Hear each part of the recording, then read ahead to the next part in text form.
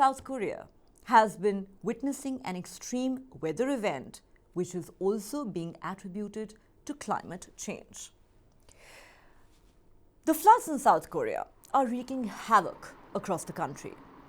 Rescuers have recovered at least 13 bodies from a flooded road tunnel in a central city as the death toll from flash floods and landslides triggered by days of heavy rain rose to at least 40 on Monday.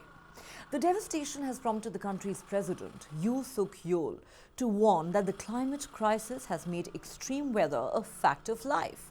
Yoon said the idea that extreme weather linked to climate change is an anomaly and cannot be helped needs to be completely overhauled.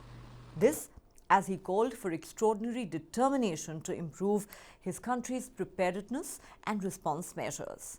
Authorities in the central city of Cheongju say 13 people have been confirmed dead so far after their vehicles got trapped in the 685-meter-long Osong underground tunnel.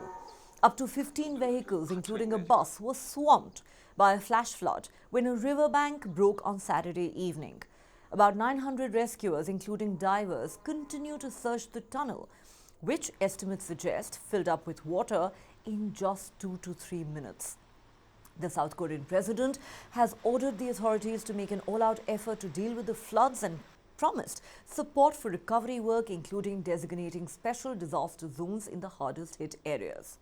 Residents and families of the victims have been extremely critical of local authorities, accusing them of presiding over what they call a man-made disaster for not preemptively closing the tunnel amid torrential rain and rising water levels in a nearby river. The police say they will launch an investigation into the fatal flooding. Residents are asking why the North Chungcheong provincial government had not closed the low-lying tunnel located just 600 meters away from the Maiho River, even after a flood warning had been issued for the river 4 hours before this accident. The provincial government says its emergency response manual does not require the tunnel's immediate closure under such conditions, but the residents are not convinced.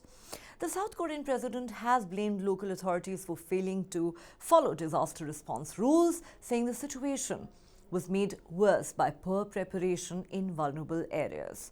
Heavy rain has pummeled central and southern regions of South Korea since Thursday as the annual rainy season reached its peak. The Interior Ministry said 9 people went missing and at least 34 have been injured. Thousands have been evacuated. The rains have forced more than 10,000 people, in fact, to evacuate. Thousands are without electricity. Dozens of homes have been destroyed. The downpours have damaged more than 140 homes and swept away close to 150 roads. More than 60 centimeters or 24 inches of rain has been measured in the South Changcheong provincial towns of Gongju and Sheongyang since the 9th of July. The Met Department says central and southern parts of the country could receive as much as 30 centimeters or 12 inches of further rainfall over the next couple of days. The latest disaster has taken place despite South Korea's vow to step up preparedness against torrential rains after Seoul was hit last year with floods caused by the heaviest downpour in 115 years that inundated basement flats in low-lying neighborhoods, including in the largely affluent Gangnam district.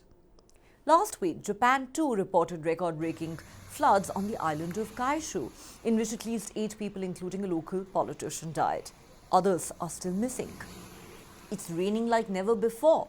That's what a spokesperson for Japan's Met Agency said, as cities around the country logged record amounts of rain.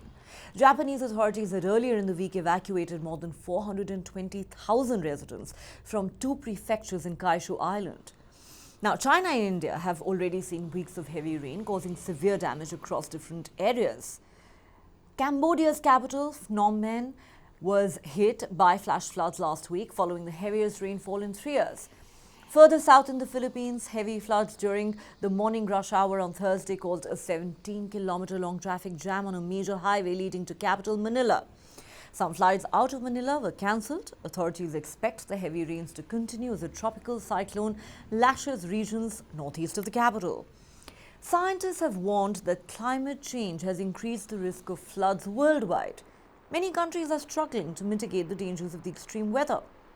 While many factors contribute to flooding, scientists say climate change due to global warming has increased the likelihood of heavy rain across the world because a warmer atmosphere holds more water. Last week, the World Meteorological Organization declared the onset of El Nino, a weather event where sea surface temperatures in the tropical eastern Pacific rise to at least 0.5 degrees Celsius above the long-term average for the first time in 7 years. This has set the stage for a surge in global temperatures as well as disruptive weather and climate patterns. This kind of extreme weather event will become commonplace. We must accept climate change is happening and deal with it. The idea that extreme weather linked to climate change is an anomaly and can't be helped needs to be completely overhauled.